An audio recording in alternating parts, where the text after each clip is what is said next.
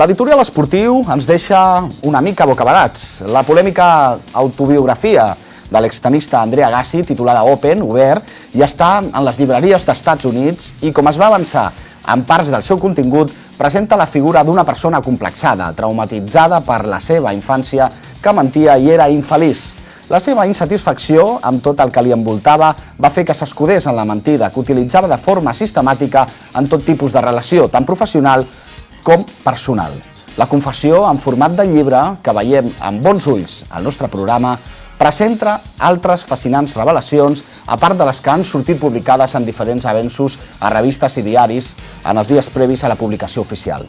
Agassi es presenta com una persona que tenia por, que s'imaginava sempre coses negatives i que vivia en una contínua confusió d'idees i d'accions.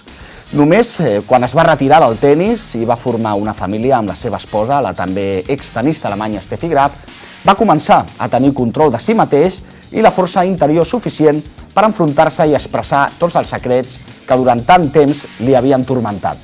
Explica amb tot tipus de detall com va seduir a Graf, l'estrella del tenis, que ara és la seva esposa i mare dels seus 2 fills, la dona a la qual totes les famoses envejaven les seves cames, inclosa la seva exdona Brooke Shields. Però el fet que més repercussió negativa ha tingut dintre del món del tenis ha estat el de l'admissió d'haver consumit durant més d'un any metamfetamina, una droga sintètica coneguda popularment com cristal.